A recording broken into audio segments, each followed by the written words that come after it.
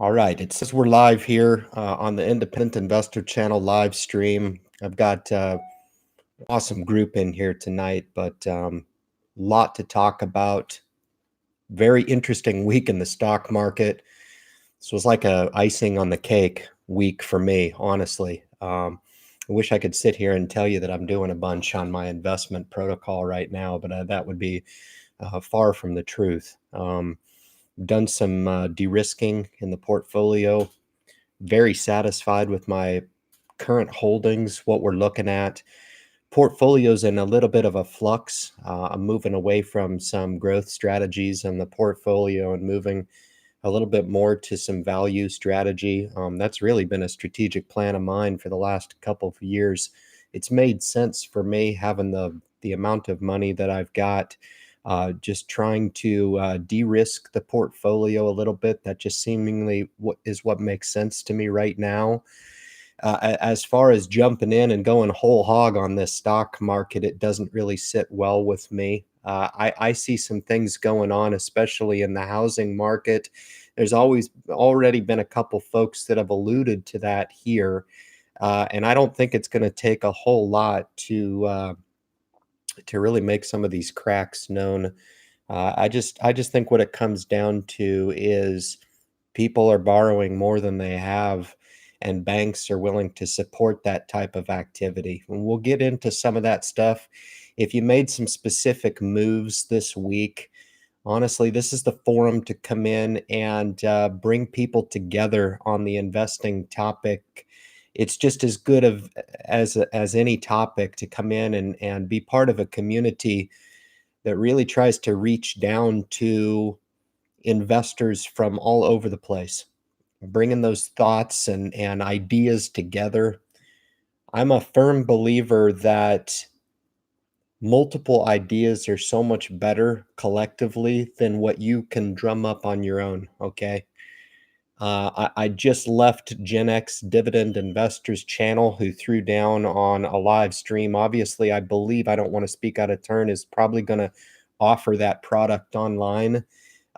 And I encourage everybody to kick over there and catch that. I don't know how the hell he does that, but that is legit content. Ironically enough, I was just on this thread just today with regard to the different genres of audiences who are seeking content on YouTube, whether it be a how to do something or just tuning into YouTube for entertainment purposes. And I'm just as guilty as any. I'm interested in the Masvidal and Diaz fight tomorrow for the baddest MF and UFC. That's my guilty pleasure. So I'll go on there for entertainment and catch that stuff. But I think it's really interesting. I think the atmosphere on the Independent Investor channel is, quite frankly, a whole lot different than a product like a Gen X Dividend Investor puts out there, who focuses on the product itself and can spend an entire hour talking about what can go into a stock market deliberation and still not have all the answers. You still can't have all the intangibles. But I think it's just about as good. I do believe it is the best thorough comb over of stock market analysis available on YouTube. He certainly gets my highest endorsement. So if there's anybody who catches this live stream, please understand there's a grander mission here of bringing people together and empowering good folks. I see a ton of people here who haven't been with me for a while. It just kind of goes to show, man, you put those feelers out there and people come and go in the channel and come in to support the initiative, maybe some, and they go never to come back again. But the least we can do is offer this opportunity for good folks like yourself to come on and spend a little bit, just a few minutes. Honestly, I just don't think 2 hours is long enough to spend on this topic, but I just am ecstatic to be able to come onto this channel and offer this topic to you guys, more from why we invest, what it means to seek out success, how to maybe change your condition your mindset to be able to accept the risks and the rewards that come along with the stock market.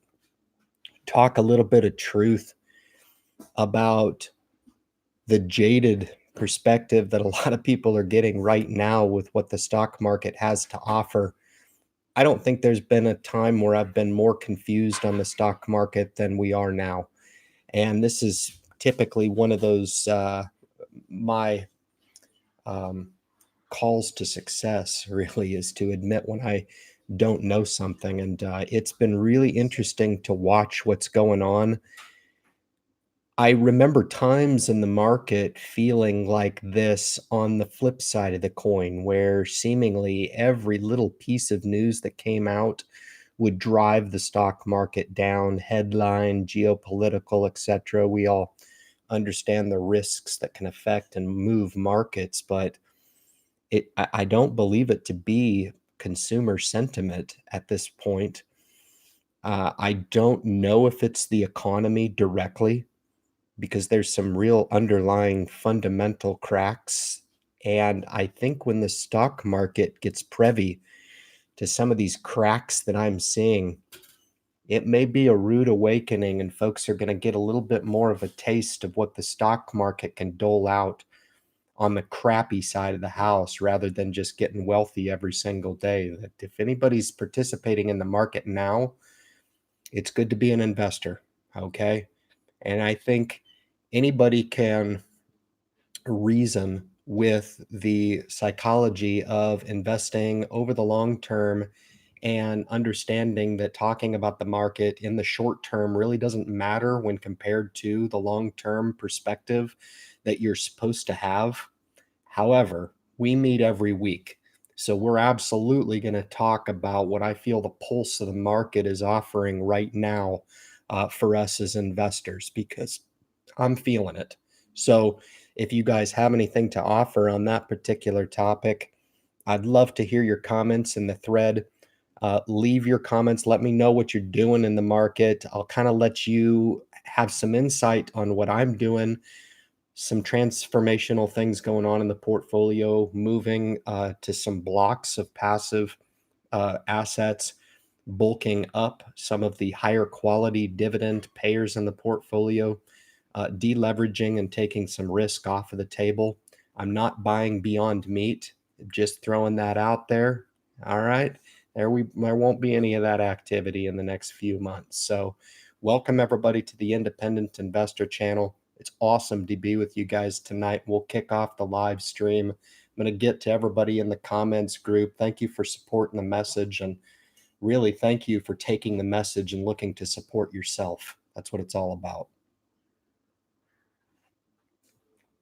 Let's kind of jump right into it. First and foremost, I want to reach out to a good friend of mine on the channel, Mr. Christopher Blaine, and I hope he's tuning into the Independent Investor channel. All the best to you. It's laid up now, so send your best to Mr. Christopher Blaine. He's been with me for a long, long time, and just makes you draw back a little bit on perspective and kind of recognize what this thing is all about, really. We were talking about the hate mongers on the Gen X video a little bit, and it's like, well, you don't know if you've come in on your own, until you have haters coming into your channel. I guess that may be true. I guess I'm just a little bit more in tune with the fact that everybody on the other line of the receiving end of my message are human beings, and Christopher Blaine's been with me a long time. I feel like there's some level of connection between these folks, and I don't know what level of strategy he's been able to glean from my message and put to work for him and his family. I hope it's been impactful. I put the message out there for the opportunity to derive a level of success, whether it be large or small, for anybody out there that's looking to deploy an investing strategy on their own. As I contend, certainly the root and the core of the message on the channel is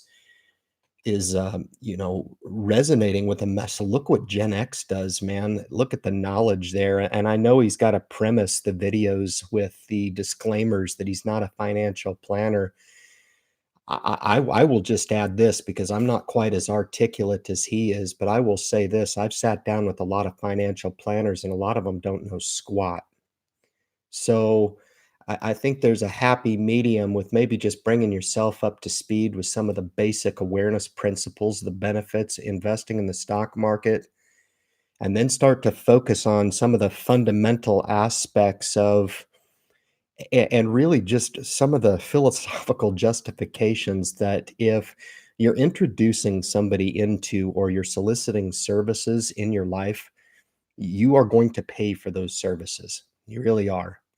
And I contend that like investing, like a lot of other things in life, if you can figure out in certain aspects of your life not to give away the farm in every category that you're looking to initiate or improve upon or initiate or and build upon, the better off you'll probably be. Okay.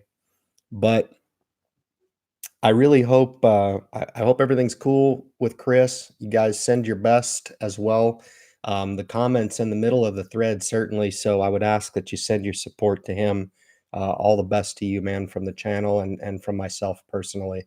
It's great to have you in, and hopefully we can have a little bit of fun on this live stream. So a little bit of a mixed emotion as far as my application with the YouTube channel and investing. My investments are pretty steadfast right now.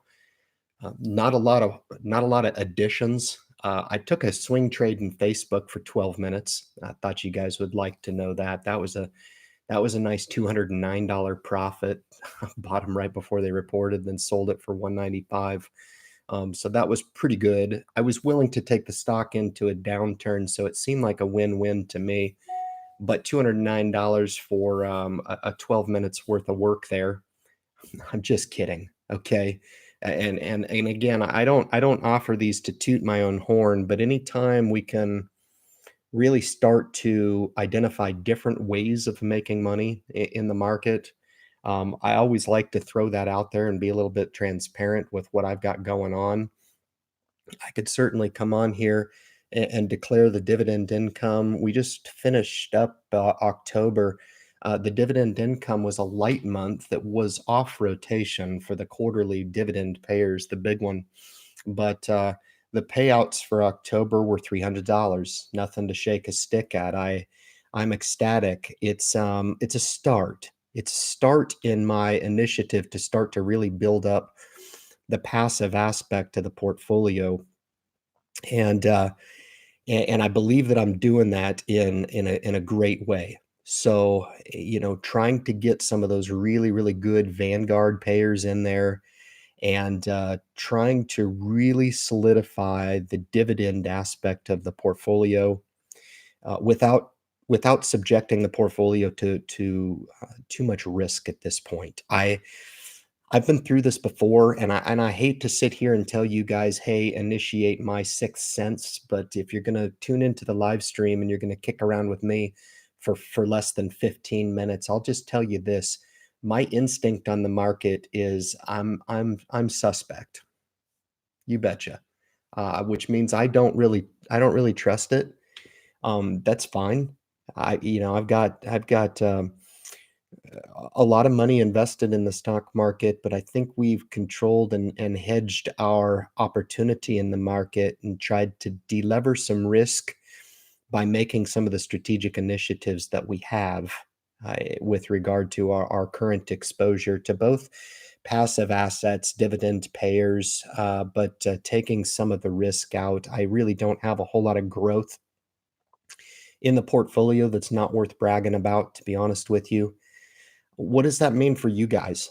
Um, Again, you could come on and really disagree with my instinct on the market. That's for sure. You disagree. It makes for great conversation. But I see things going on right now. We are less than a year away from a presidential election. Okay, not to point out the obvious, People are borrowing more money to buy houses, and we might as well just do away with the 3.5% down payment that's required now to get a loan, because seemingly we forgot what happened 10 years ago with the subprime mortgage crisis. Okay. Explained very, very articulately in The Big Short, which is one of my favorite movies. It's a good one, but it seems like we didn't learn our lesson, and banks are happy to lend on those dollars because the market is strong. So the underlying fundamentals of having a positive economy, having a positive stock market, home values are up, interest rates are low. Okay. It's a perfect environment to be really conducive to people sneaking into the market. They approved me for an ungodly amount on a house, and I looked at it and I was like, "Are you kidding me?" I was looking at a house with a price point of about half of what I was approved for and then opted not to buy. And I would be eligible to buy for the full amount. So I'm not really sure if I can substantiate some of these decisions that are going on right now in the mortgage environment. They're cropping up houses right around the corner from me, and I'm here in Virginia, that are just sticks and bricks on very small lots, selling for $425,000. So not gonna be the negative Nancy here, but from where I come from, 500,000 bucks is a lot of freaking money. So we are currently exercising our right to live in a modest apartment at this particular juncture. That doesn't prohibit. I was sitting on a group meeting this week with a new initiative that I'm working. So if you guys do see the upload frequency scale back, that was an experiment that I was running through YouTube to try to get an idea of what that could potentially mean for the channel. I'm not impressed. So uh, Google and YouTube specifically has been on a really nice track record with me of disappointing me. The only thing that it has done for me and my career on YouTube is allow me the opportunity to come on and share the message with kind folks like yourself who take the initiative then to turn it over and bring people to the channel via referral. So that, from the bottom of my heart, is actually fantastic, and we will continue to do that. I will just say this: a lot of my time is gonna be consumed with a fairly new and exciting project that I am working on. There's, some personal commitments, actually, that I feel, emotionally tied to, as well as I really do have a deep, deep desire to pursue this particular opportunity, and I don't pursue these very often, but I was asked, and I am asked daily on the YouTube channel. I have been for the last 3 years, and very, very, very rarely do I ever even entertain them, let alone accept. This is the first one that I've accepted, so some exciting stuff to kinda keep my mind away from the stock market right now. I've been, aggressively monitoring the market, but I don't know how you guys feel about if it's just all roses and green light. I had one of the channel creators pop in, a good friend of mine, financial investor, is in the house, Brent, and made a comment about interest rates going down. It's a free ride to invest in the stock market. I don't know if he was kidding. I hope he was, because I don't think that's the truth. I don't think interest rates should be going down. I don't. The only reason why we're lowering interest rates is because seemingly the rest of the world has bought into this quantitative easing type of cycle. So they think that they can just lend money without any type of repay on the cost to initiate that loan. I think that's absurd. So I'd really like to see us set a little bit better standard in the old onus that before you loan money, you should be able to be compensated for the risk that's involved with that loan and the duration of time that's affixed with that loan. And seemingly the entire world is buying into this BS that we want to drive rates down to continue what I feel is an already inflated stock market. So, for you guys again that are tuning in, less than 20 minutes, you're getting some pretty interesting insights with regard to how I feel about the stock market, where we are now, what that potentially could mean for you and your application or your risk mitigation, if in fact there is some there to be scrutinized. I would encourage you to do so, always looking at your discipline as your ace up your sleeve. Okay. Always assessing whether or not your risk tolerance is in line with where you should be, reflective of where the market is. You look at a portfolio like a Gen X dividend investor, and it just makes sense. Look at the quality of that portfolio. It just bleeds quality. Backed by research, yes. But you could trip and fall into a name like Colgate Palmolive, which has been one of my favorites. Ironically, it's not a stock that I've ever owned. I've always owned Procter and Gamble. I would have liked to have seen the side by side comparison with Procter actually, because Kimberly Clark I looked at and I didn't like. I know it's a very well run company. I get it, but look at the quality in that portfolio. Starbucks is another one that doesn't really get me excited, but look at the run in Caterpillar today. Everything in the goddamn stock market went up today, man. It's good to be an investor. So I'll allow myself to smile a little bit because for me, what it means is we've made significant strides day after day toward my ultimate goal of getting up to a place where we can really give back. Yeah, we can really give back. And I think that's the cool part of why people come into the channel here because they feel a little bit of empowerment each and every time that they do. Don't don't apologize to yourself. It's natural. I just think the successful mindset is one of those that you got to have it explained to you. I had it explained to me. A lot of people have raw passion inside and they don't know how to channel it. They don't know how to maybe utilize investing as an excuse to just take one little step up the ladder toward the personal improvement, personal empowerment. Finances isn't going to get you all the way there. As a matter of fact, I would say that it's a fairly shallow piece. And then I would go so far as to say that the folks that actually do end up financially successful in life, you come talk to me and let me know what the decisions you made with that wealth. What decisions you made when you were actually able to acquire that wealth? What did you do with it? Did you impact people? There's 40 million people in this country, US alone, that can't feed themselves. Okay. So ask yourself, why do you want to be an investor? Why? Is it for your own personal wealth and development and securing your financial future? If you explained it to me that way, I would say, right on, that's fantastic because not everybody's going to make their millions in retirement. Not everybody. There were people in this audience that have went through hardship in their life and it'll be too much to overcome. It'll be too much of a financial burden to not have that green light to just be able to proceed and sail into retirement the way we all strive to do. The sheer reality is that not everybody is going to make it there. Okay.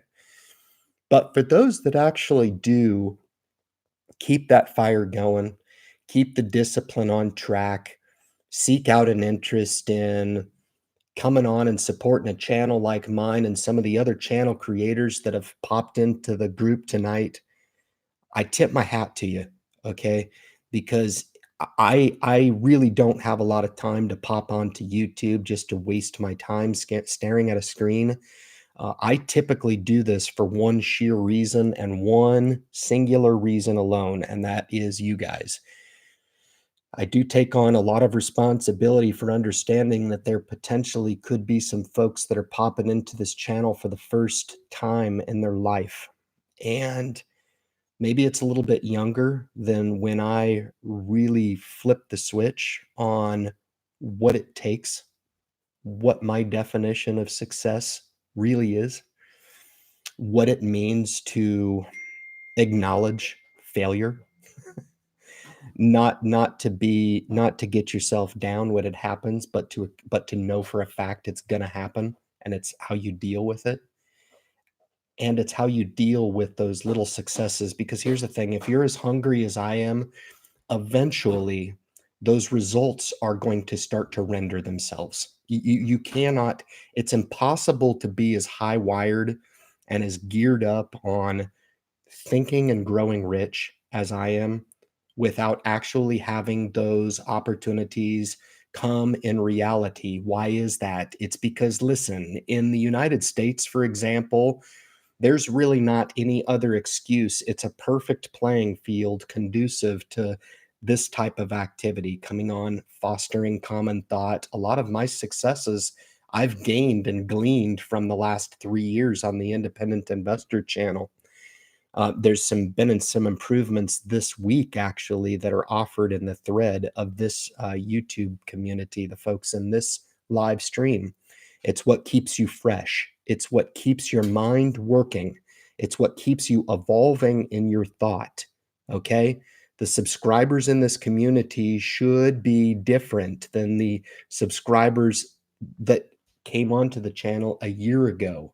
You should be in a different place now. You should be evolving in not only your investment portfolio. Stay with me, guys, for a second. It's not always about just monitoring your portfolio and seeing it go up. It's so much more than that. It's expecting those results, but also holding yourself to a higher standard of making sure that the continual scrutiny is put on your total overall program, and you're looking to always find those areas of improvement. Okay. So that's the big takeaway. That's the big takeaway when you come on and you seek out a message like mine. And I do contend that it's only a singular voice, it's only a singular opinion. But if you can take little pieces from me, little pieces from other channel creators, but I've got folks in the community here that are part of my Facebook group that are providing some killer value. No doubt about it. I would say that they're ambassadors of the message. And if they're impacting a life that I've in turn impacted them, I consider that an indirect success of the channel and just as measurable as you get coming on here and getting it directly from me. I success comes in many different forms. It really does. And the cool thing about success, I've said this before, is I don't get to define the level of success on the Independent Investor channel. And a lot of people will come on and say, "Well, Ryan, you don't even have 20,000 subscribers. You come on and do a YouTube live stream every Friday as if you're, in a coliseum of 50,000 people putting on a rock concert." It's not about that. It's not. It's about the potential to reach people with the potential of rendering the byproduct of success in individuals. That's the key. That is the key. And I don't get to define that. I don't get to. You do. Okay. So every now and then I'll have somebody brand new pop in. "Ryan's for my first time, man. Can you help me? Here's what I got going on." Yes, I can. I got a few emails this week saying, "Ryan, can you help me?" And they wrote just, it took a long time to write the email. I don't have time to write back. So you know what I did? I called them directly. And it was like, "Who is this?"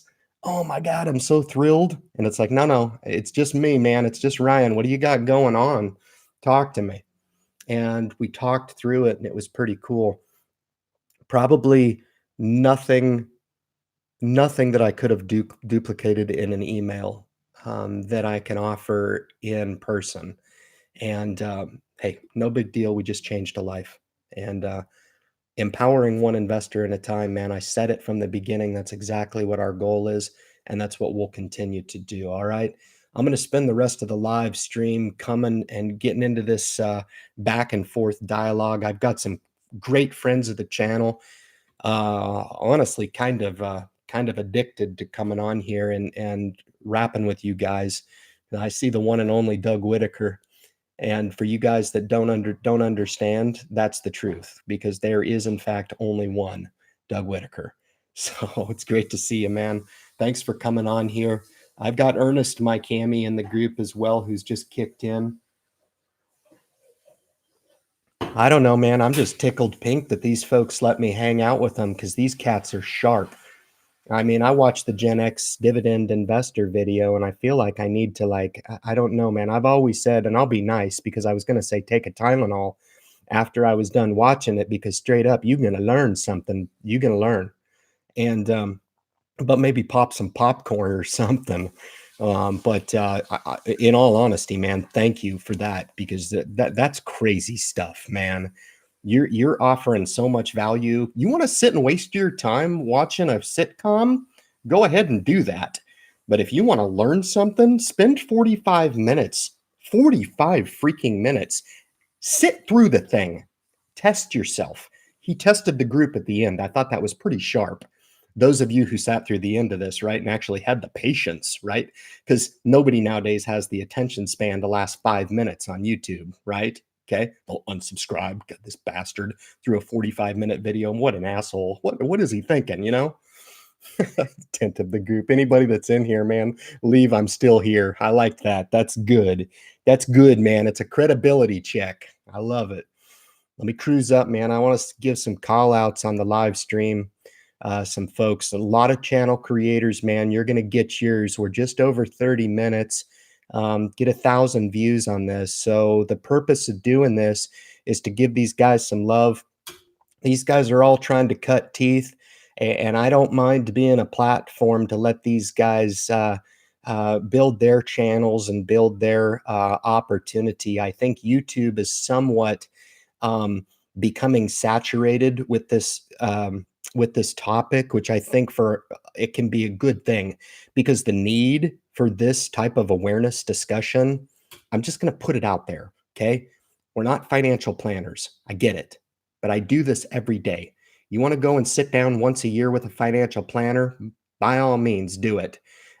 Watch my catalog of videos. All right. And then come back and tell me that you still believe that that's the best way of doing it. It's the head in the sand method, but if you want to go ahead and do it, go ahead.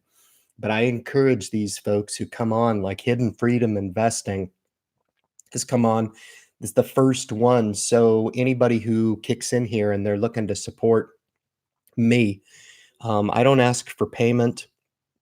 What I do ask for is to refer the message that we're putting through and also help these guys and gals that are starting these new channels.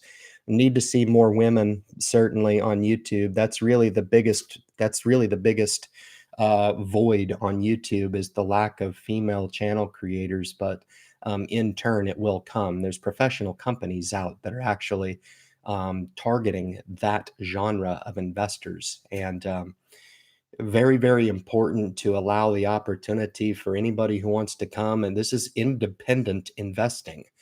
It's no more applicable to me as a US citizen than anybody else out there in some of the other countries that are tuning into the message on the Friday live stream. This applies to you too. Because again, man, if you can take and deploy, pick up some financial stewardship strategies, deploy them in your own personal lives, we're winning. We're winning. We sure are. Yep. The question becomes, would you have been able to do it on your own? Okay. That's a question that I'll let you answer on your own. I think we're helping bridge a lot of gaps and we're helping to facilitate that and really help get folks where they need to be sooner than later. All right. That's the key. All right.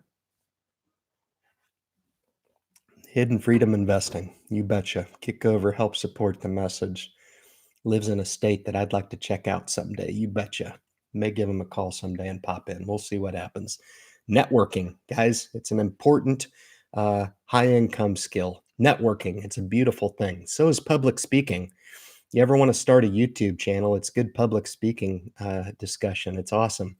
It allows you, if you hit like speaker's block, like if I just forget what I'm saying, I can fill it with some stuff. So it's good practice. Bob Wright says, bought a little bit on the dips. He looked at Costco. Costco's an awesome buy and hold forever. I did take profits. I felt like the company was overvalued here. just my opinion. It's hard to do that for what I feel is an overvalued stock, but a phenomenal business. But Costco definitely. I actually think McDonald's is a little bit expensive as well. But McDonald's is one that I'll probably look to double up in my starting position. I only own 10 shares in McDonald's, but I'll probably be doubling up on that. But I think you're doing good there. Obviously, a couple value buys. B&D bonds were up huge yesterday, enormous.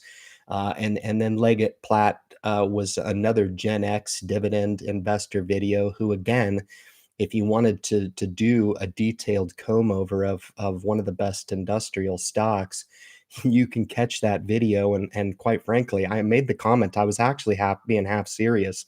I felt like I should be paying for that because there's a okay, get on my soapbox for 2 seconds. There's a lot of people that are paying for courses online, $600, $800, maybe more than $1,000 to make you a successful investor. But this guy's giving it away for free and it's legit. So uh, I find a disconnect between the legitimacy and the facade. So make your choice. Okay. Let's make the right choice. All right. I'm just about where I want to be in equities. Just transferred my last from Robinhood. There's been some discount broker discussion so far in the thread, and BMY dividends came through today. That's good. That one I missed. I really did. I had that locked in at 47 a share, and did not pull the trigger based on some overexposure that I had to healthcare right here, uh, and, um, and didn't pick up the shares, but a good quality company for you, Bob, for sure. That's good. He says Gen X has a live stream going. I thought he was kidding. I kicked over there. That was pretty awesome. And I was kind of watching. I wanted to finish the live stream, and I was like, "Oh yeah, you have your own obligation over on over on your own channel." So I'm glad he finished up, man. That's awesome. So the idea being is that, again, if there's somebody on here that is coming on here expecting a certain level of performance, to get them some preliminary information on the stock market, I won't let you down. All right. If I let you down tonight, I would that would I would take that personally. All right. All right. I got financial investor in the house. Brent's been with me since the beginning of the channel, and loyalty goes a long way with me. And there's no more loyal than Brent, running a good channel over with the financial investor. And he's always been a featured channel of mine and will continue to be just that. Says market's high again. I've already given my perspective on that. Yeah, I'm confused by what's going on here. The market really shouldn't be doing this. And if we're going to have a holiday, Christmas Eve, whatever the hell you want to call it, I think a lot of that is based around sentiment. I actually think we are this year. I think we're going to be okay. I think consumer spending is coming down, but it'll be interesting to see what's going to be happening going into this Christmas season. I think with the boom in the economy, for one, the economy is quite good. You can't complain. But there is some statistics that I've been reading over that show that people are really paring back on what they buy, which is interesting to me because I'm not a minimalist. But last month I bought two things. I bought gas and groceries. So just a small little page out of my playbook to let you guys know that, yes, indeed, I could go and buy that Ferrari tomorrow and pose on YouTube like I'm some big successful person. But that is not what I choose to do. I will and continue to always be grounded in my conservative and defensive application of my program. And I'm totally fine with it. And you want to know some insights from my program? I really just don't put a whole lot of value in the hard currency in money. I don't. I put way more value in utilizing, right, a position in a portfolio of a Colgate Palmolive, to use Gen X's example, as a conduit to wealth. Okay. And he does a really good job of explaining the whys and why it's such a good diversified business.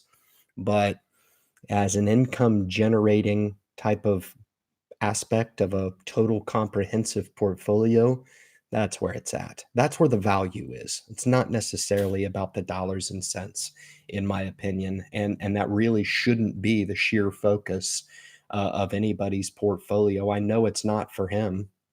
I know it. In my estimation, and I again don't want to speak out of turn.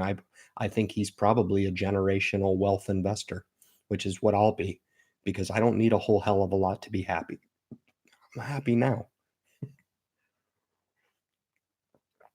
Get to come on and hang out with you folks on a Friday evening. So really appreciate your coming on and supporting the message. I've got CH Walker '07, one of the first ones to pop into the group. Certainly appreciate you coming on. It's awesome. Um, Giving my shout outs to Christopher Blaine if he's not taking a rest anyway, and he's still with me strong, 4048. Stay with me strong, baby. Stay with me strong.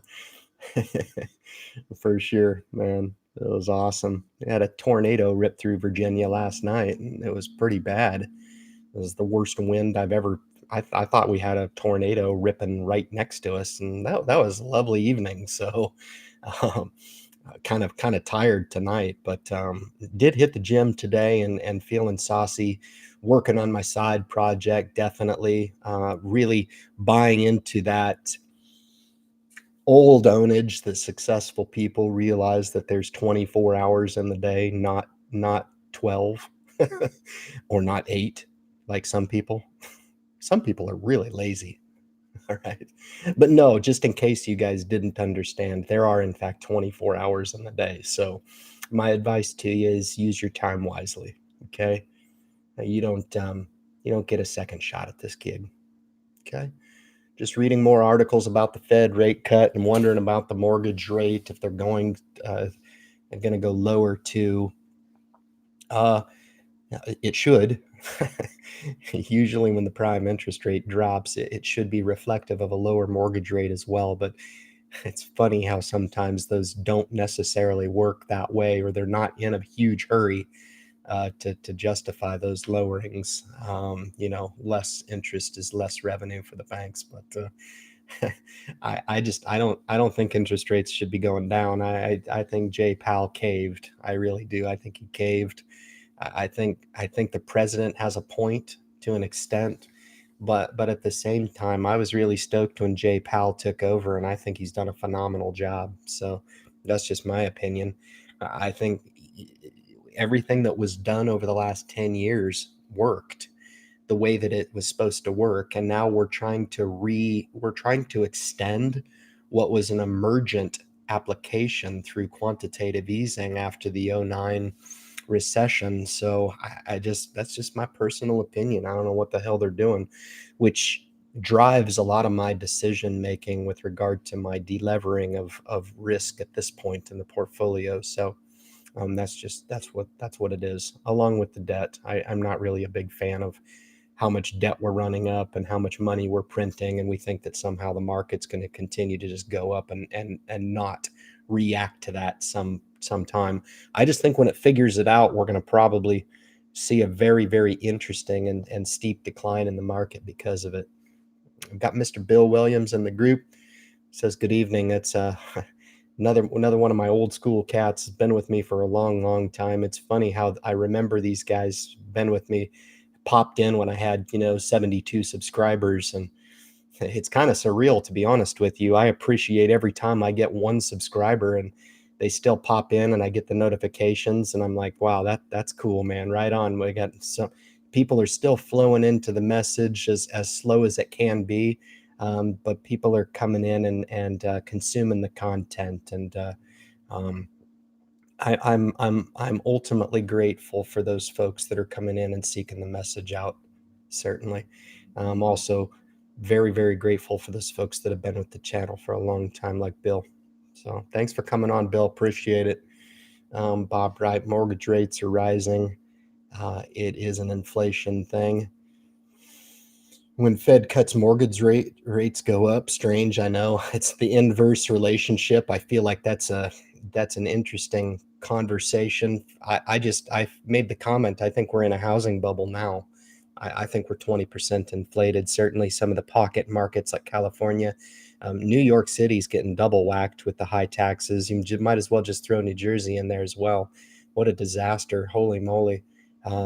Taxes and high real estate values. And make no mistake about it, it's really not individual folks like us that are buying the majority of properties anymore. It's um, bigger financial entities that are stepping in, not just domestic but foreign as well, that are buying some of these construction projects, some of the high end real estate, and they're solvent enough to buffer a downturn in the market. But little players like us, we've got to do what we've got to do to be fiscally responsible and to establish those little powerhouses of wealth for ourselves.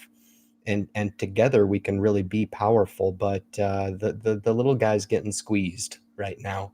Okay, so why don't you help me in my mission of empowering yourself and therefore empowering an educated group of investors?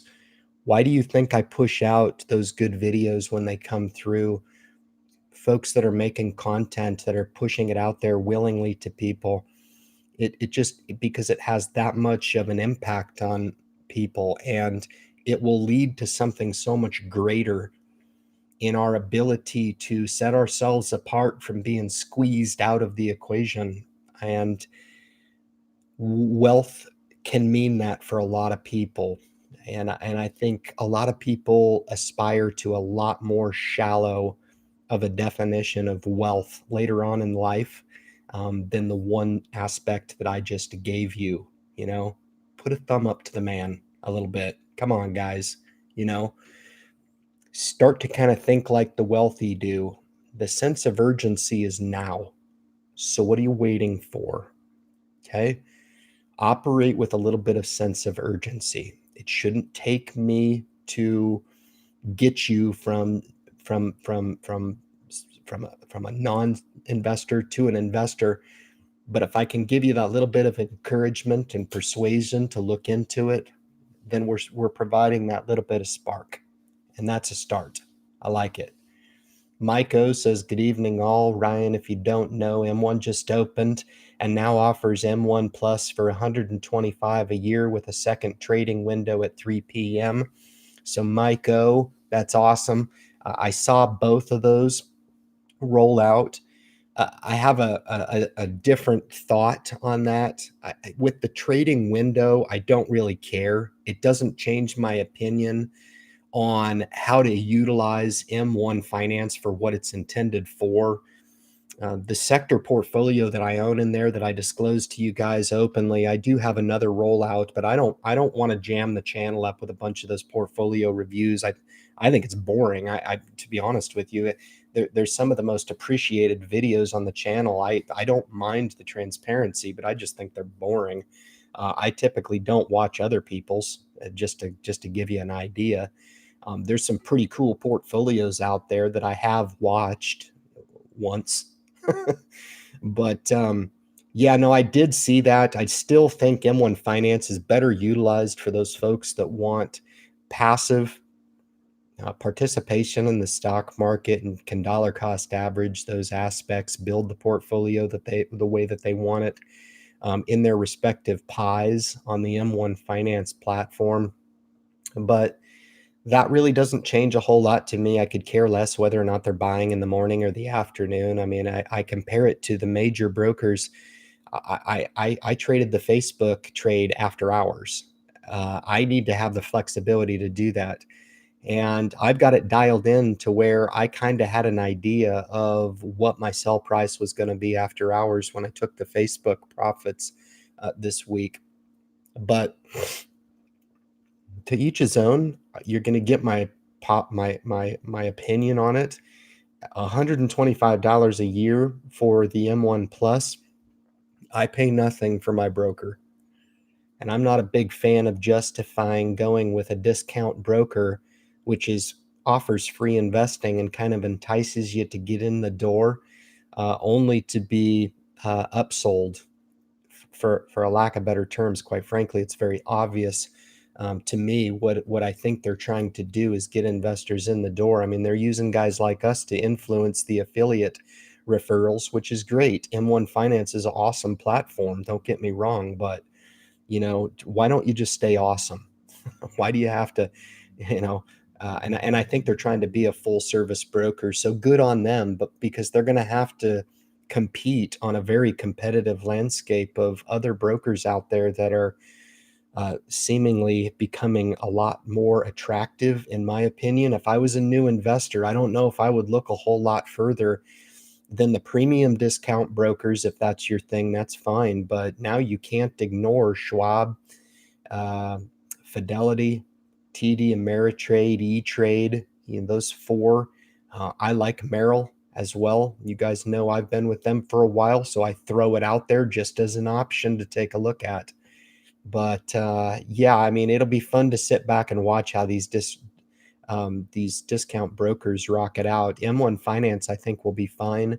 I think Webull, with the introduction of the Roth IRA, and to my understanding, Robinhood still is missing the boat with that. And I still don't understand the attraction with that program. I think if I were part of it, I would dump it. And I think Bob Wright had said the same, that he's looking to liquidate that Robinhood. Good move, in my opinion. I don't think they're all that. I think they were a lot of hype and not a lot of bang for your no dollar, to be honest with you. I'm going to be applying for another mortgage application as housing deals are starting to pop up in my area again. Time for some rental properties, and that's awesome. That's awesome. I don't know if you watched my assets video, but that's exactly what I'm talking about. I'm a little bit hesitant right now, unless the perfect deal came along. I would like to be a little bit more solvent in my financial picture and financial health before I started to go into that. But when I get there, which I will, we'll be looking to stand up that book of the portfolio, and look to build out that asset section with the real estate as well. I could start with something now. I would feel comfortable as long as the deal was perfect. It would just have to be a perfect deal. And I look at a lot of deals, and that none of them are perfect. Most of them are far from perfect. The foreclosure market has become very, very watered down. The sharks are coming in and they're buying those foreclosures for very little profit margins anymore. You think that that's a game that you can get involved with? The folks that are selling those courses to come in and just buy real estate with pennies on the dollar, I haven't seen it. I mean, I peruse all those websites, and I think it's BS for the regular person. For somebody who's solvent, yeah, sure, you can buy all the foreclosures you want and make your $12,000 per project. That's fine, but I just don't think the risk is worth the reward, especially if you're doing it in California, Las Vegas, New York. You're freaking crazy, man. This market falls out from under us. You're going to be hurting. You'll be out of business, and then you'll be wanting to start over again. What the hell happened to my life? It's everybody else's fault. That damn market. It's like, Jesus, think. Too over levered. Offered. Did you guys hear about Webull offering an IRA now? And that's pretty cool, because I tell you, a lot of the comments that I get over the channel are pretty positive on Webull. I'd be one additional aspect of Webull away from offering it as the third affiliate program on the Independent Investor channel, and that's that they had a good desktop version of the application. I just can't endorse it when I know that there's other stuff going on right now that is more conducive to most people's needs in the investing landscape. And I think if you tripped and fell into a TD Ameritrade or a Chuck Schwab, I think you'd be good for the long term. I really do. So I just can't endorse that product right now, even though a lot of people are pretty happy with it. I've got all good in the group. Great to see you. Please bear with me when I'm going through this little bit of a break on the channel. It's been well deserved. Doing daily uploads is actually fun. I think a lot of people would be like, yeah, it's a lot of work. No, it's not. It's not work. Give me a break. Go cut wood in the wilderness and tell me what work is. Come on, man. Go do heavy construction for a while and then tell me what real work is. This is not work. This is fun. This is fun coming on here and talking with you fine people. Come on. You need to redefine what you think is hard work, or at least go out in the wilderness and roll around in the mud for a while and then come back and talk to me. I'm surprised they will also cover up to 125 for transfer fees. It's interesting you say that. Most brokers will do that actually, and capping it at 125. Most offer a tier scale, and that's because when you move away from M1 Finance, they're going to hit you with a penalty. And most of the receiving brokers will give you an incentive to bring those funds in. So it's meant to be kind of a wash. It's meant to disincentivize on the liquidation side people from just transferring account to account to account, but then it's also to incentivize the receipt of those funds to new and competitive brokers that want those rollovers to come in-house. So again, it's kind of a wash, but nothing too uncommon there in the industry to offer those transfer incentives, basically. So Schwab has me intrigued with zero comms and partial shares. So Bill Williams kind of mentioned, I think just if I were going to quantify the data that comes into the channel and push that data back out to you guys from a perspective from thousands of people that pull send to me all the time, I think Charles Schwab is probably number one on the list. Number one. It tempts me to take a look. See, again, it's just I'm kind of rooted in. And so take it from me, once you kind of get rooted in with a broker for a while, it's kind of hard to uproot because you've got all the automatic payments going in there. It's so convenient from the banking side, the checking side, the credit card incentives, everything that they kind of do to win my business over. And they have. They've given me no reason to transfer, but making that decision up front and kind of getting in with one that you're going to be happy with for the long term, that's important. Okay. So I know I'm asking you guys to step up to the plate and hit a home run first off, but that's kind of what I'm asking you to do. Now, if you opt for a discount broker like a First Trade or an M1 or a Webull, that's fine too. But I don't know if over time those services would get old because they are transitioning so heavily in the services that they're related to their platform. I don't know if they could change such to be less attractive when a lot of the other major brokers are becoming a lot more attractive. So just kind of keep that in mind.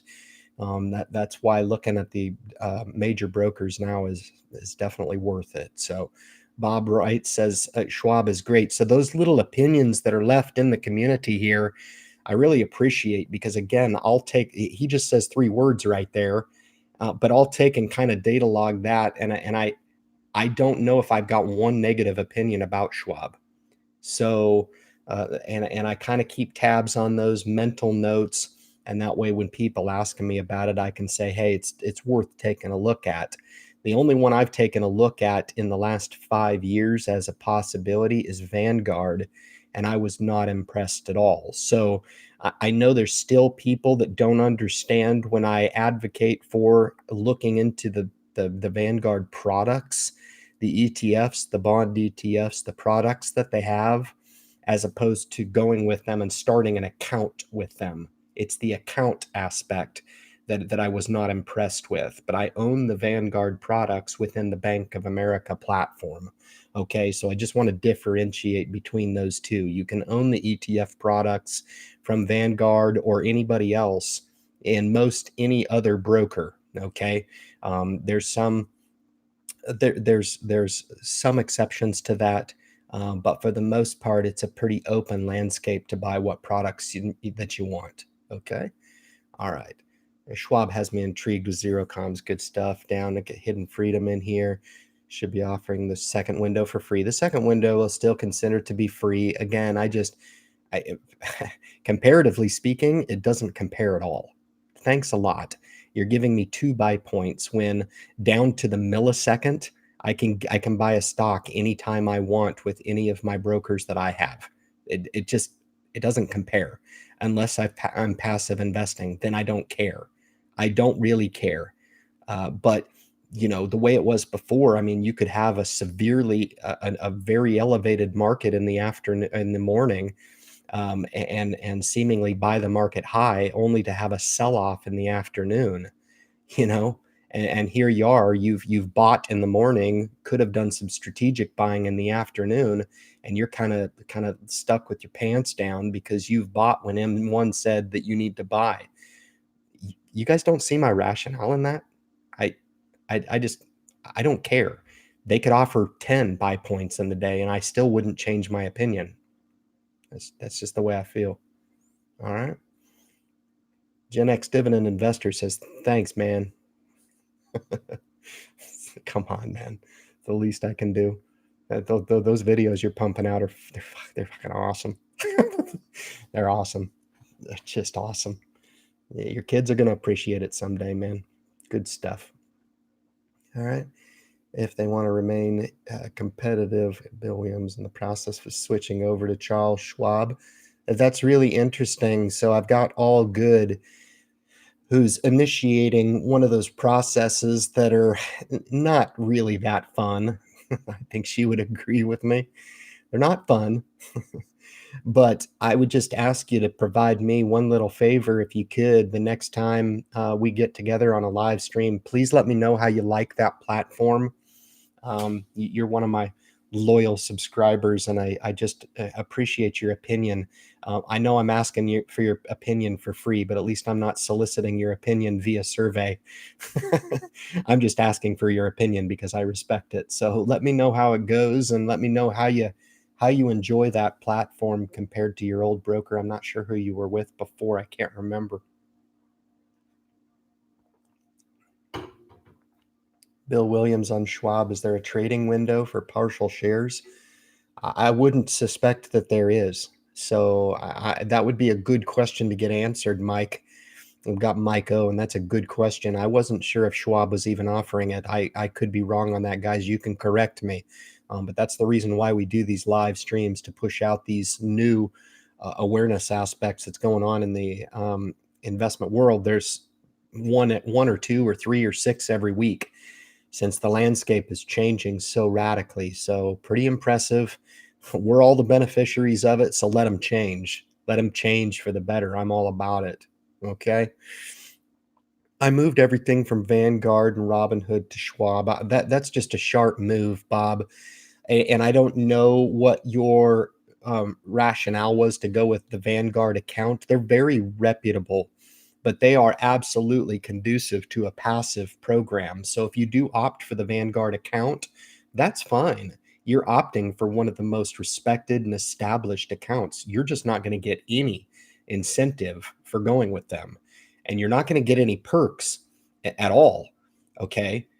Owning the S&P 500 in a Vanguard account or a Bank of America account or a Charles Schwab account, they're all the same. The levels of access are the same. It's just your ability to buy the S&P 500 in Vanguard, and they're still going to charge you a fee, and the other accounts are going to be able to provide that access free of charge, which gives you so much more freedom and flexibility to buy those shares, maybe on a dip free. If you want to buy one additional share of the ETF, the Vanguard's S&P 500, you can do that. It just allows you that much more freedom and flexibility. So just another aspect of what to look for if you guys are broker shopping right now. Make sure that you're selecting the one that gives you the most freedom in your application, because they're all going to give you access to the stock market. Okay. It's just make sure that the level of access is conducive to your needs. Okay. I've got Antonis Urbanus, says from windy Quebec. It's so cool, man. I love it. I just love when folks that from other countries kick on here. I actually, that's kind of when I'm the most happy, when I'm abroad, because I feel like I'm fostering my free spirit when I'm traveling. So when I'm in this mode, when I'm in work mode, that's me most of the time, and I'm pretty happy in my element. But traveling is really high on my list, and Canada's beautiful. I haven't seen hardly any of it, but what little bit I've been up there, it's been really enjoyable for me. And just thank you for coming on and supporting the message, and help us spread the message. Bring them on. Bring them on. This is the opportunity to come and pulse in with myself directly, and some really good folks that come in here. I just can't thank you guys enough. I can't. I can't tell you if I can have that level of loyalty with other channels, I'd be lying. But for you guys to come on and continually support this, I'm fired up for you guys. I really am. I'm freaking fired up, and hopefully you're taking little tidbits from the message every week and deploying it. If there's really some rough patches in the application, you want to make sure and reach out to us via the Facebook group and say, hey, listen, I heard this invite on the live stream, man. I'm struggling with this. What gives? What's going on? We'll get you taken care of. There's so many people in there. I've got so many administrators in that Facebook group. There's some folks that it would take 10 of me to equal the mental smarts of some of these cats in the Facebook group. And all I can continue to do is thank them for their service. I mean, if you were going to donate to charity and have 7 out of every $10 go to administrative costs and $3 go to the cause, then that's your choice. But these folks go in there and run my Facebook group free of charge. And I think they're probably providing a hell of a lot more give back to people who really need it. And that's direct impact, man. It just doesn't get any better than that. It doesn't get any better. And we'll continue to acknowledge those folks. Obviously, we're in the foundational building of the channel, and I'm prepared to build indefinitely on the channel until it gets big. That's fine. It's no problem. I have a builder's mentality. I approach YouTube the exact same way I do approach stock market investing, and quite frankly, how I look to build my own spiritual health, well-being, family. Everything I do is with that builder's mentality. This is no different. And kudos to the Facebook group, folks. Jared Odell is in the group. And great to have you. Jared Odell has been with me a long, long time, man. And I owe the deepest of gratitude to Mr. Odell. No doubt about it. And I call him out every single Friday because that's the least I can do. And I have to apologize in the same sentence because um, that guy should be earning a salary from the Independent Investor Channel. No doubt about it. Not a bad idea down the line for sure. We'll make that stuff right down the line if I'm ever given the opportunity, because I know who the loyalists are. I am crystal clear. It's very evident to me, and it does not go unnoticed. All right. And right above is Greg Cammy, great friend of mine on the channel, certainly. Hope we've made an impact for Greg over the years. Just love his perspective on investing and life in general, and just building success up for people. That's what it's about. The investing aspect is just one small slice to the puzzle. Okay.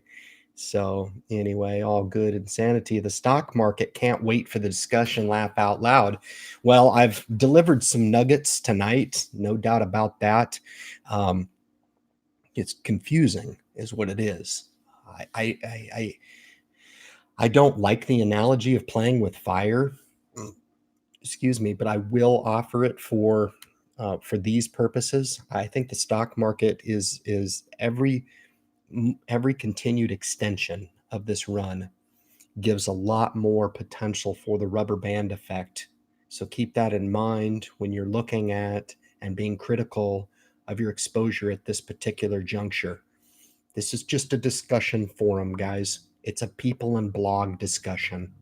I changed my channel genre to people and blogs. I thought it was more appropriate than education, because education in the financial world is somewhat turned upside down. So you got folks like Gen X Dividend Investor that falls into the category of some of the best awareness pieces on the stock market that I've ever seen. And I've sat across from financial planners and I've just thought in the back of my head, you don't know shit. And that's, can we stop just like socially accepting everything, please, and just start trying to seek out the truth about things, okay? And I'm not trying to be controversial. I get it, okay? I'm not trying to do that, but I'm just trying to point out the damnable truth of how black and white it is between seeking out a path on your own and seeking out a path through representation. Your portfolio is not going to look like Gen X dividend investor if you're going with a financial planner. That I can guarantee. That I can guarantee. That will never, you're not going to go in and sit down and say, hey, I saw this portfolio on YouTube. These are some stocks that I'd really like to own. They're going to talk you off your high horse quicker than they can get you out of the office. It's not in their best interest to invest in single stock for you. Okay. So get off your high horse unless they're charging you for that. Okay. I've seen that before. You think I'm joking? Wells Fargo, same idea. I've seen people come into the channel and offer that testimonial. That data that comes back to me is priceless. But this client, to protect anonymity, went in there and was charged a phenomenal fee to build an awesome portfolio, but lost their cotton picking mind when the person found out that that account can be rolled over into a self-directed account and eliminate all the fees that Wells Fargo was charging. All right, that's the reality. That's the truth that we're looking to seek. Okay. All right. Good stuff. It is insanity in the stock market. I guess I try not to get too emotional about what's going on right now, but I really want to give you guys my insight to what I'm seeing. I do pay attention and let you know that the majority of my moves right now are of a maintenance perspective. Not a lot of additions. Um, some liquidations, yeah, that's fine. Taking profit, yeah. Making money hand over fist, it's just stupid. I I made $1,344 just today in the market, just in the one, just in the major accounts. The other accounts, I throw another few $100s in there, whatever. $1,500 day. And then I come back to my comment about people not being able to feed themselves. All right. Now, I'm not looking to be self destructive here, but I'm also looking to aim at the miserable truth and the disconnect between the level of success that, by all measurable metrics, if I was going to self assess, should not in any metrics have the level of wealth that I have. And I do. So, take that as a grain of salt. Okay. I only offer that as strict motivation for what is possible in the market now. And if you hear my message, man, it can be very, very powerful. Okay.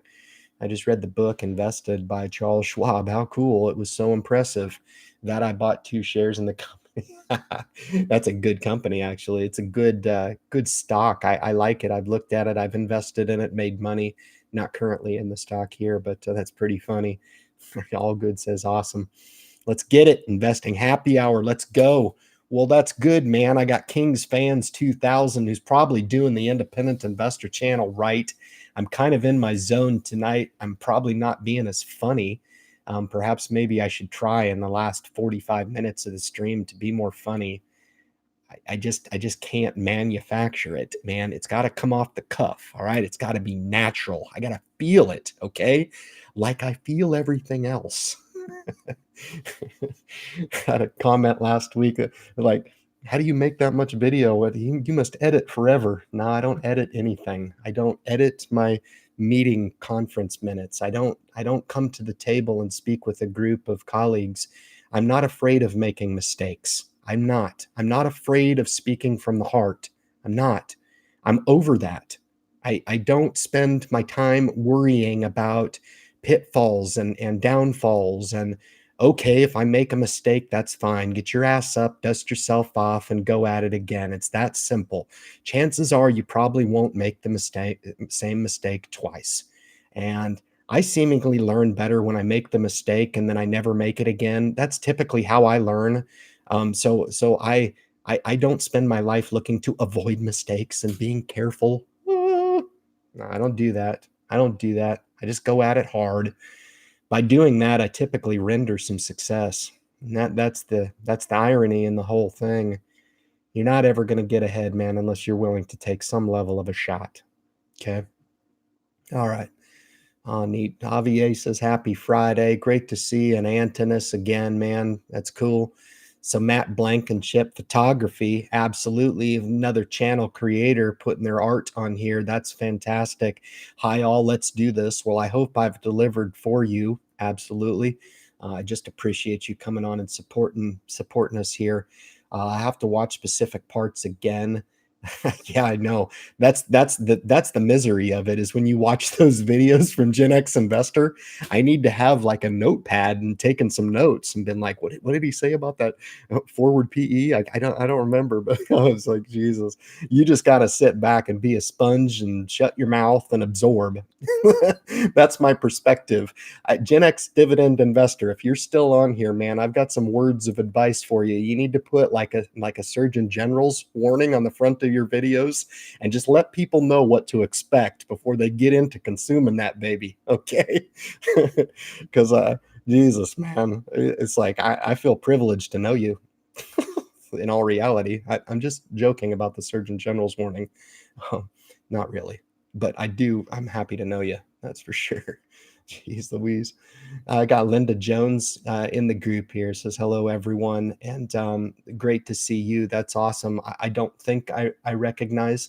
I'm pretty good at remembering who in fact frequents the live stream, and if it's your first time, welcome. If you've been with me a while, I apologize.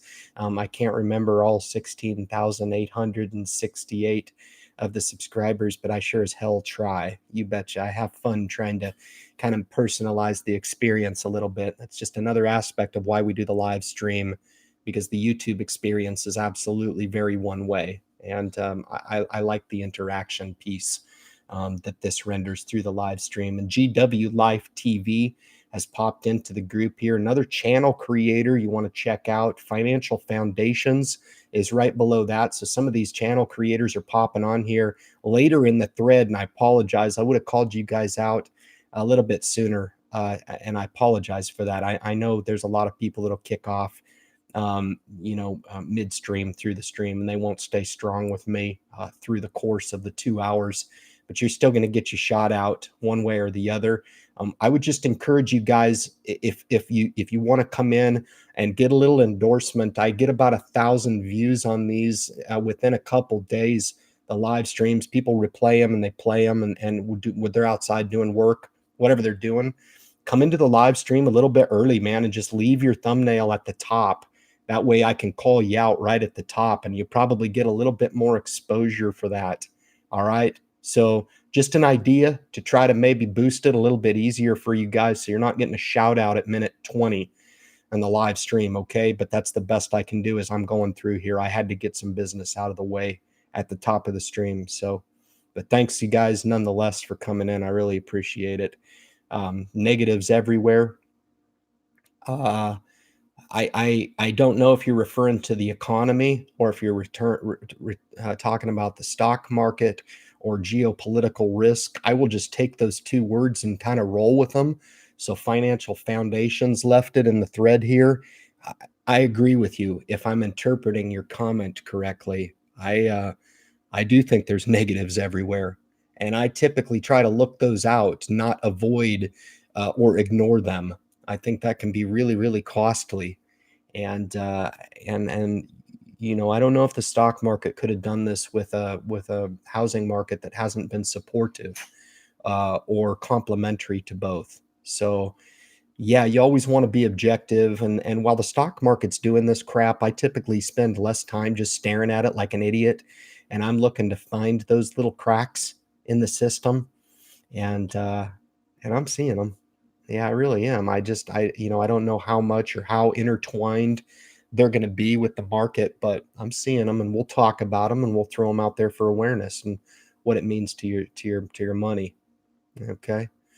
Bob Wright, do you know when Schwab is going to implement partial shares? So that must be a thing, guys. I see you here talking about it. And got Victor Hernandez right above it. Good evening, Ryan and gang. Good evening to you, my friend. It's great to see you.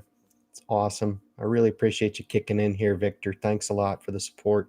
Mike Buffington again. Good evening, all. Awesome. I got Stock Investor Guy, who's another channel creator here. Again, guys, I just throw out the olive branch.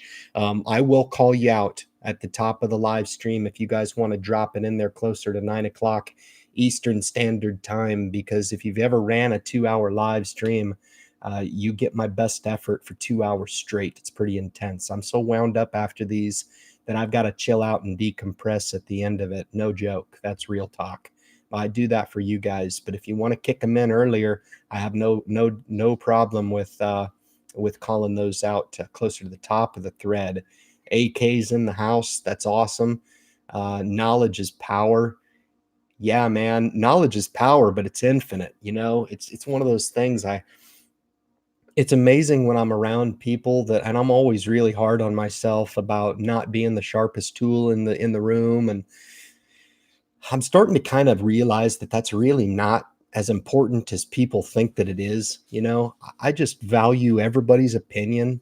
I think just no matter where you come from and how you're applying the investing opportunity, or how you're deploying or gaining spiritual health that can be shared with everybody, physical health, that type of thing, dietary health. I think all that stuff from a holistic perspective is super, super important. And I think you're right. But now at 42, I'm a whole hell of a lot different person, different investor than I was at 32. That's for sure. And if I were to look at the 22-year-old investor compared to the 32-year-old investor, I would have laughed. You know, I guess that's just the beauty of life. You know, you go through it and you learn, and you evolve in your application. And, you know, for those folks that get to live a full life, I think that's, you know, that's the beauty of it. You know, yeah, that's what it's about. You betcha. I appreciate that comment. That's pretty awesome. It's probably one of the most powerful comments that I've ever seen in so little of words. So I appreciate that, man. Good touch base with the family, AK. Always, you guys are kicking back to each other. My brother from another mother, J Mac Investing, who doesn't want to take my olive branch and kick into the independent investor live stream closer to the top. He wants to kick in here. He's probably been sitting back, chilling out tonight, not leaving a comment in the thread. This is the first one I'm coming by, Jason.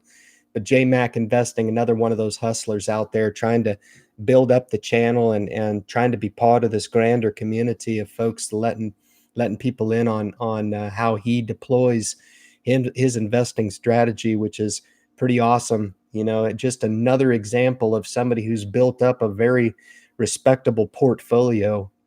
And these are the types of things that you got to pay attention to, guys. If you're one of those folks out there and you're just getting your teeth cut in the market and you're just starting, tune into some of these guys and get kind of a taste for how these guys are carving out their small piece of exposure in the market.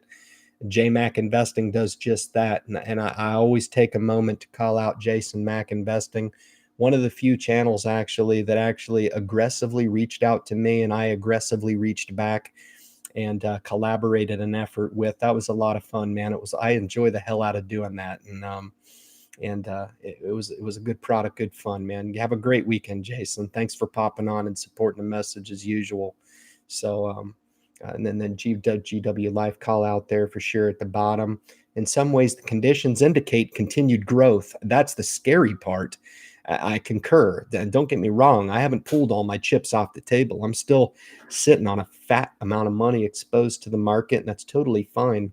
I think my purpose in evaluating and being extremely critical of the holdings that I do have is to make sure that if I'm going to take those stock picks into a downturn, it's not going to be stocks like Beyond Meat. I had somebody hit me up today and say that I need to buy iRobot, and I need to buy one other name. I couldn't see. It was iRobot and Skyworks Solutions. And I was like, holy crap, I wonder where you got that information from. Good grief.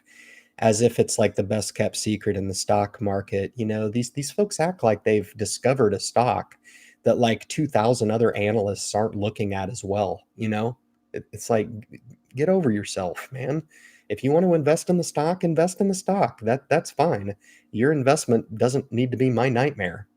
Rock on, man. I'm good. I'm good with my portfolio. Come take a look at it sometimes if you'd like. But a number of historical indicators indicate a turnaround. It is a puzzle. Yeah, and I agree. There's a little sense of things that I try to avoid, in that is predicting where the market's going to go. I always try to look at preparing for either option, and putting kind of a 50-50 measure on either option. It's either going to do one of or the other. Okay. You just don't want to be guessing one way and zigging while the market's zagging. That's what you try to avoid. Okay. Win in an up market and win in a down market. Okay. That's a great title for a book someday. We'll see if I have enough time on this earth to get it out. Okay. If not, we're going to chronicle it through the channel. So good stuff. Dividend growth, I figured you would. VYMI is still priced down due to the trade war, among other factors. I love VYMI. That's a cool offering. Stephen T, thank you very much. Just another Vanguard option that's not really that well known. International dividend player. It yields 4%, I believe. Correct me if I'm wrong. Expense is a little bit more there, I believe. At 32 basis points, I believe, expense on that ETF. But yeah, it's a good one. It's a good one. I've got some family members that do own that. I currently do not own that ETF. I did buy the Total Bond Market International last week. I declared that on the live stream, I think, last week. But that's where we came from. Okay. All right. I picked up J&J and Clorox. Jesus, man. It's amazing how many times Jared Odell pops into this live stream and hits me up with stocks that I'm really looking at. I've never owned Clorox, Jared. If I can, it's probably, and I could put Colgate in this category as well, of two stocks that I probably could have owned over the years, but just have never, ever owned. Those are the types of names that I'm looking at right now.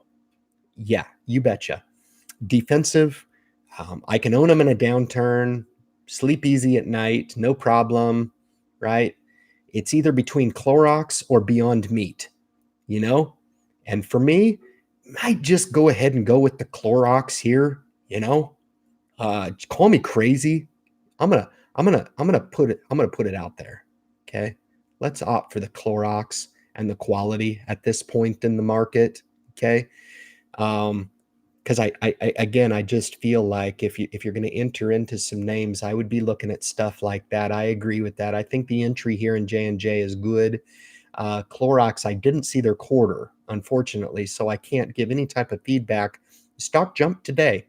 So I think probably there was something there positive in the report, but I have not had a chance to review it. I'm sure that you did, because you typically are one of those investors that insist on doing your homework before you would enter a position. Thank you for sharing that, Jared. That's perfect, man. It's just funny. I was looking at those same two. I own Johnson & Johnson, but Clorox I've never owned. And I think it's one of the best quality companies out there. I really do. I wouldn't be surprised if Dividend Gen X investors invested in Clorox. I just throw that out there. I could be wrong. He's probably sitting back laughing at me because he's like, nope, I don't own it, Ryan. I don't own it, sucker. No, I'd be surprised if he didn't own that stock for sure. But we'll see. We're having some fun when we're rolling out that portfolio. It's impressive. Some cats in this group that are representing, sporting some pretty impressive portfolios. No doubt about it, man. That's fruits of some hard labor there. I like it. It's awesome. Taking a concerted effort to make sure that the investing aspect of their lives have not only been a primary focus in their life, but the results are indicative of that focus. And that's impressive. You get kudos from me. Us old timers got a little thicker skin. Come on, man. Jesus, you call yourself old, man. Me and you are the same age. Jesus, man. Stop calling us old. Good grief. Oh, J-Mac can get away with it, you know what I'm saying? But, hell, I don't feel old.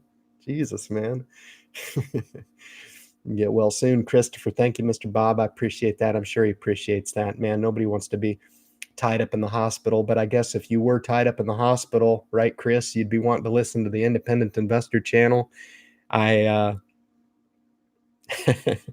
It's funny to say that because if I was there, man, I'd talk to you and rap with you and see how you're doing for sure. But yeah, my just get well, man. Just get well. It's all you got to focus on. All you got to focus on. All right, Dunkin'. Yeah, Mr. Andrew Ryan, kick in a group here and leave a ticker symbol for Dunkin' Donuts. I've owned it for a while.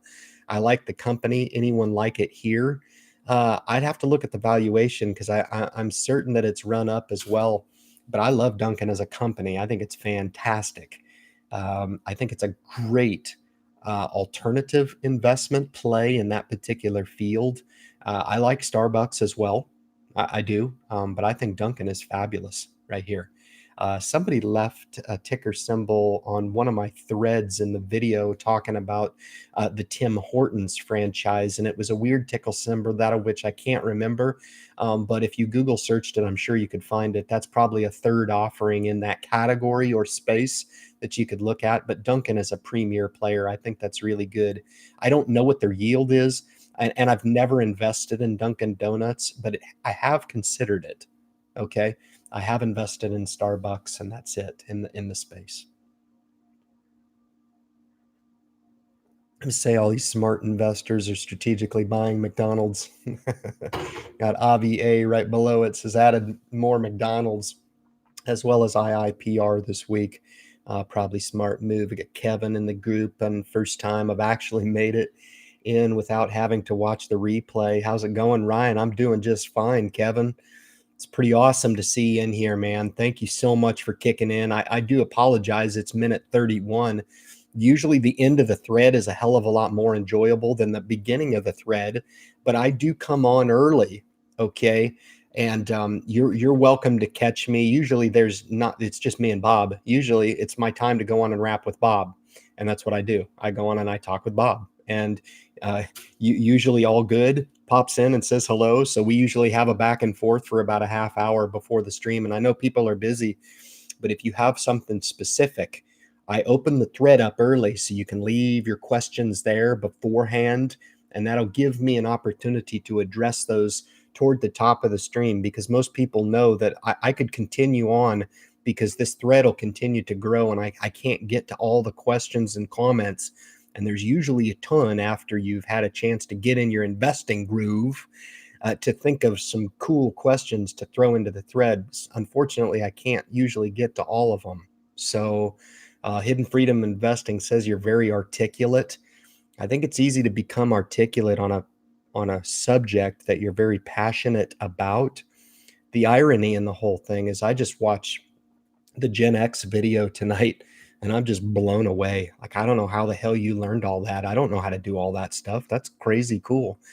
And it's kind of cool to admit, and I think he would agree, not a lot of people know how to do that stuff. And that's fair. And you guys can disagree with me if you want, as far as it being a critical aspect of succeeding in the stock market.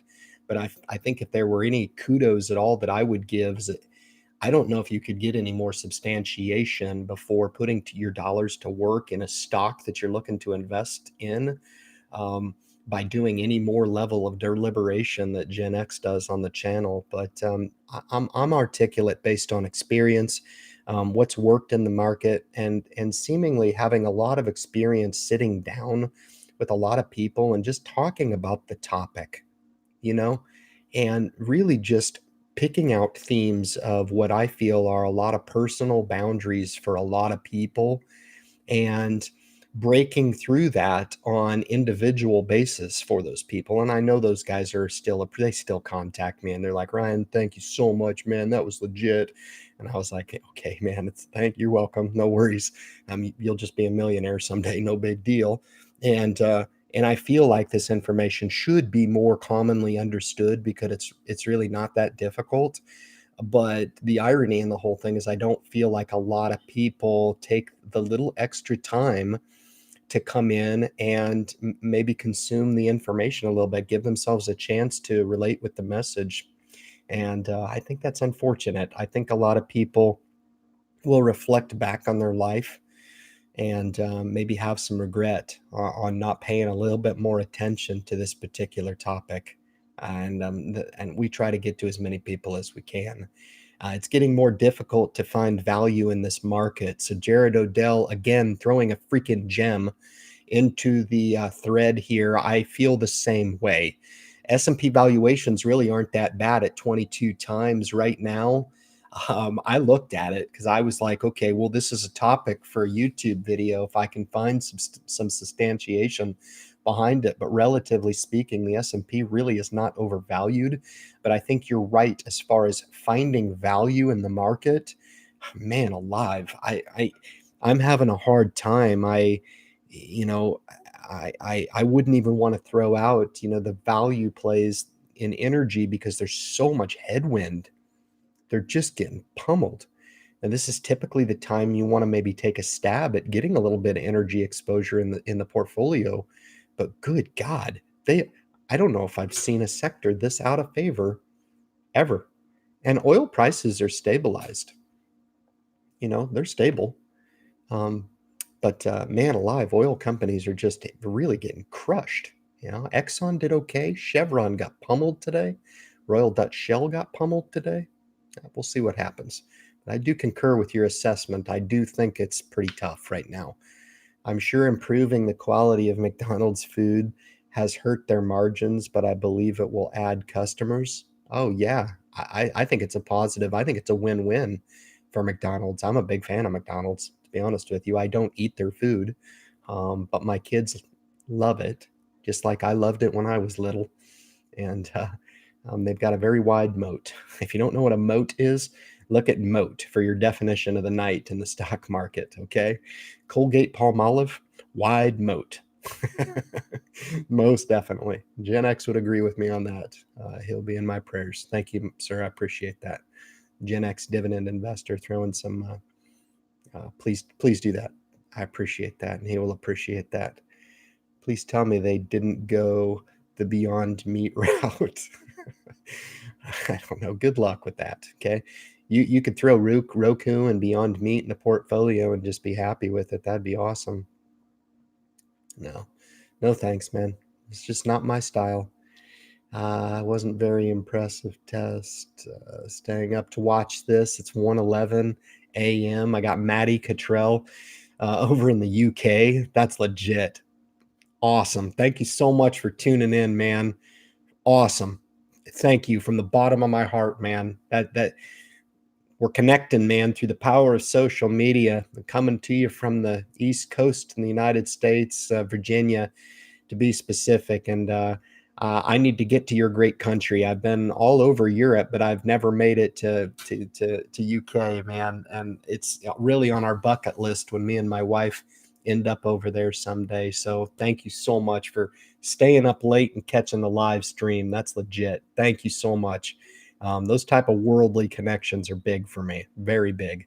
I just think collectively we're more powerful as a group, and the social media opportunity allows us to transcend beyond borders. And I like that because I every now and then I catch some fundamentals and application strategies from some of our foreign investors, and they're better at us in some of our application, especially on the budget and use of credit.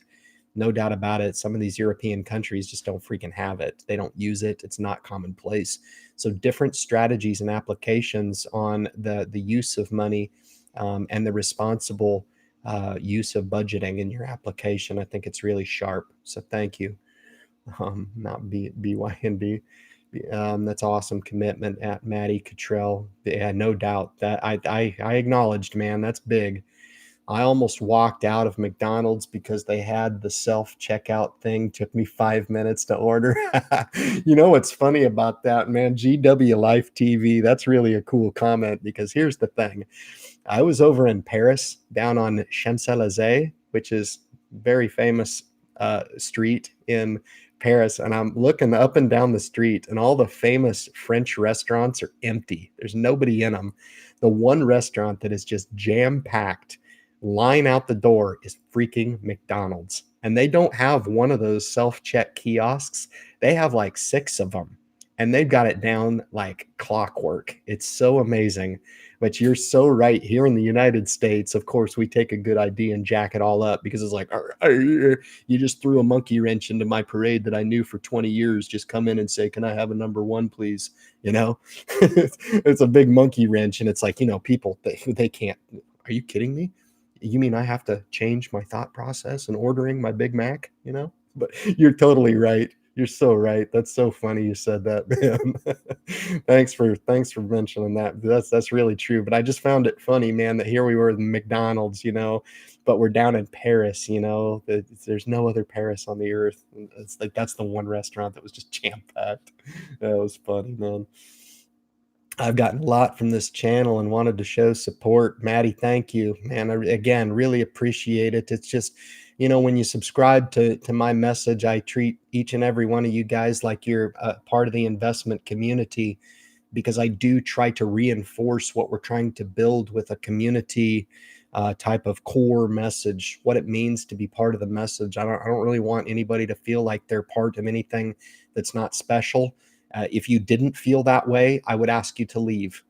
Really, I don't want to waste your time. I want people who want to be here, and I'm not looking to waste mine.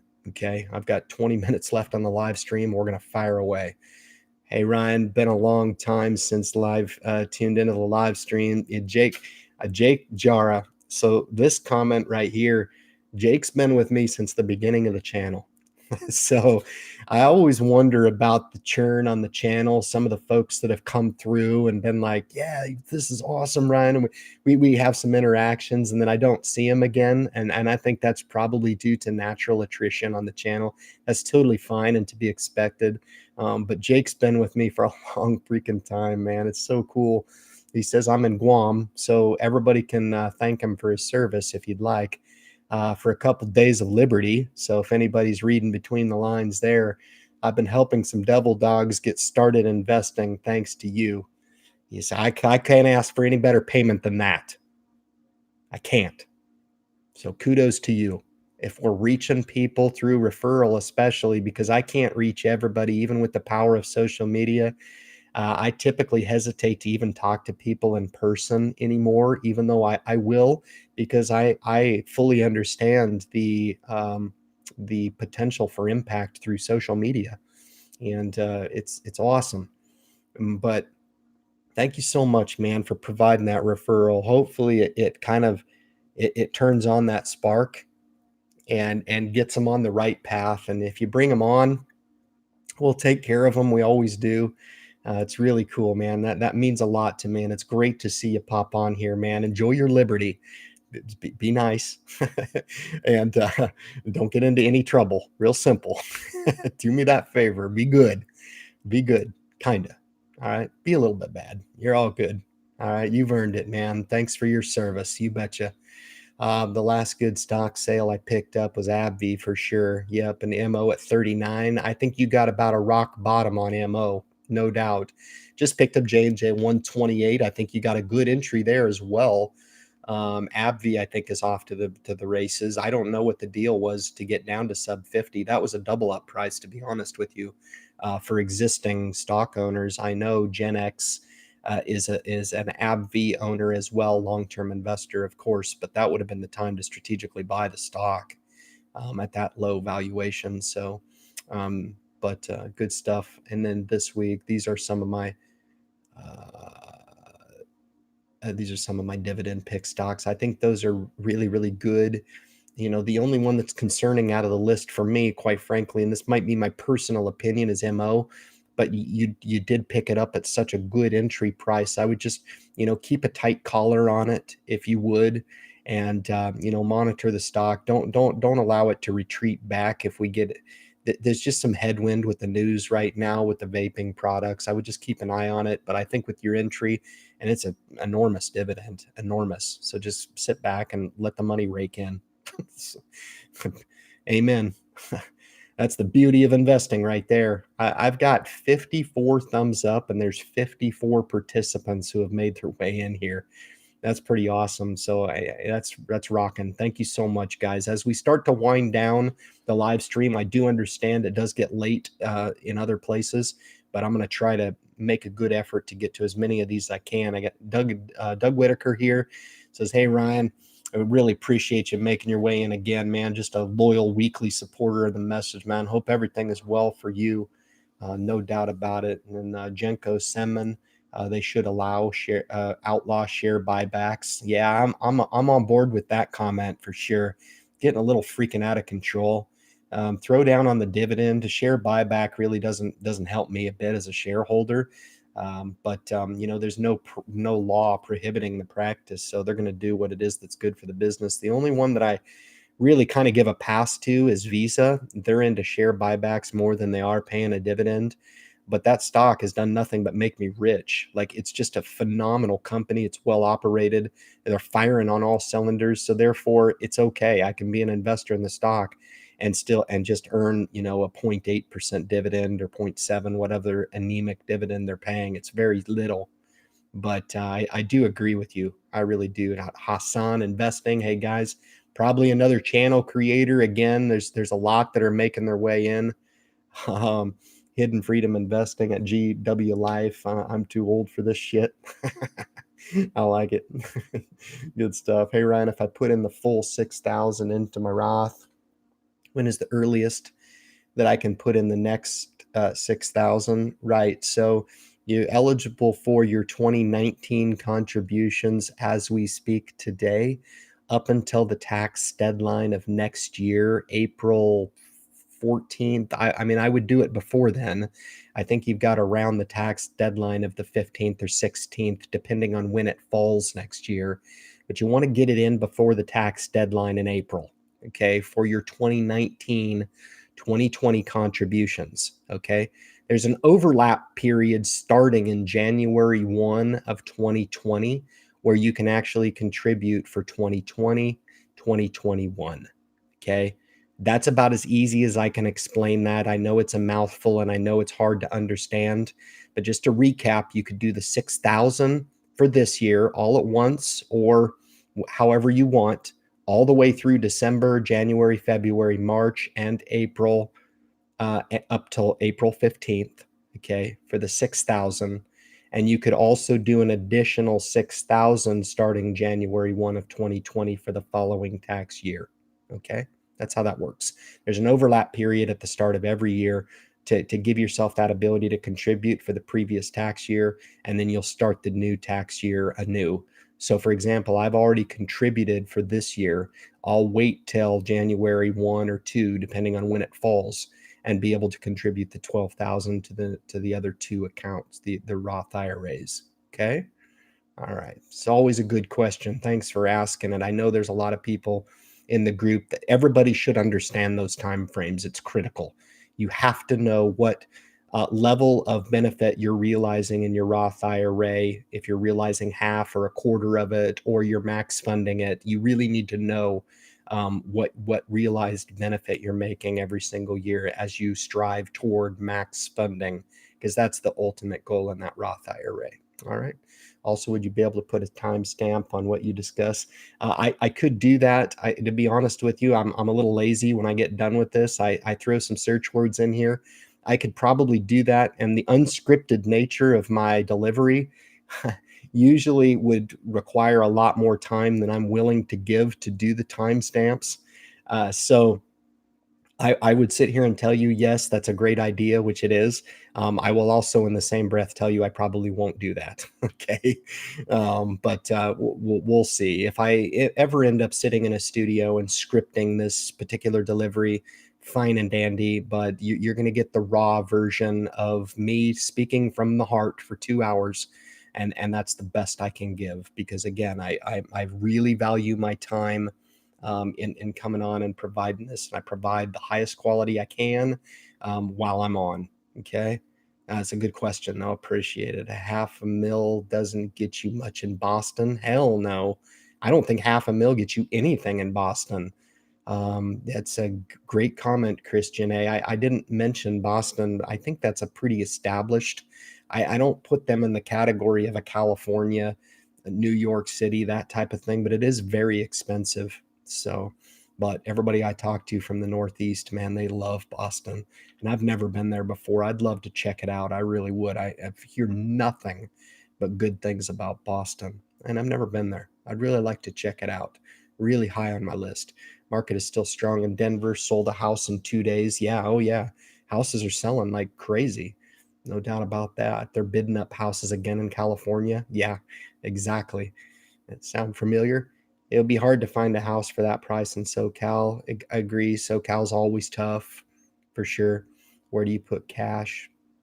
Okay. Smog, smoke, no power, lacking water.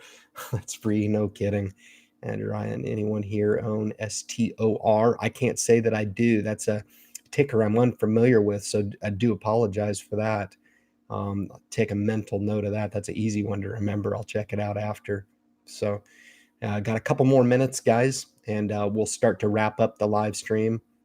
As I make my way through the thread, try to cherry pick some questions at the end here. Last year drove past flames on PCH. Oh my goodness, that's scary stuff, man. Uh, good luck with that, JG. They will keep devaluing money. Evening, Bob. Good. The ability to repay changes with the ease of getting the money to a loan. It has always been that way. Cool, guys. I'm just kind of scanning through and making sure I'm getting to as many of these I can. Healthcare stands out as the best performing sector. Baba here. I agree. Healthcare is just on fire right now. I really enjoy, that aspect. I do own all the sectors, but um, it's been nice to see. It's been a really historic run, and I would have been hard pressed not to take some profit right here in the portfolio, and that's kind of what I've done with deleveraging a little bit. But just kind of cruising through here for a last go at this. Again, Ernest, right here at the end of the thread, he always just says hello. He's a man of many words, no doubt about it. But right there at the top with Mr. Odell in the Facebook group and some of these other guys that helped me immensely in there. So anyway, guys, yeah, no, I just had a ton of comments pop in there.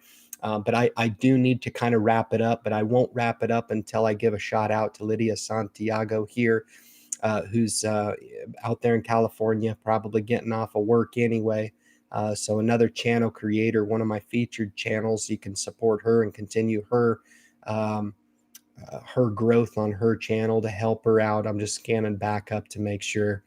But anyway, guys, just another fantastic live stream. Thank you, Gen X, for offering that tonight and then popping over here to support me. Well, what can I say? Try to backfill and give a different perspective from what you're offering for sure. I'm still kind of interested who the hell would come and offer a thumbs down for you on that video. Doesn't equate with me. I guess maybe it's my deficiency, right? But nonetheless, I appreciate your efforts on YouTube and all the other channel creators that have made their way in here.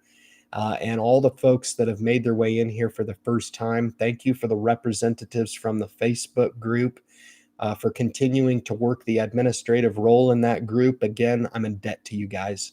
I am, but I can tell you it's a worthy cause. It really is. And there can only be one of me helping on multiple platforms. So please understand if the upload frequency on the Independent Investor channel takes a slight drawback a little bit, but we will continue to do the Friday live streams on schedule. Those aren't going to stop. So guys, without further ado, I will be signing off now. Have a great, great weekend. Thank you so much for coming in and enjoying the live stream with me and sharing your time with me. I really, really appreciate it. Have a great weekend, and we'll see you next Friday, 9 o'clock Eastern time. Thanks so much, guys. Have a great one. Take it easy.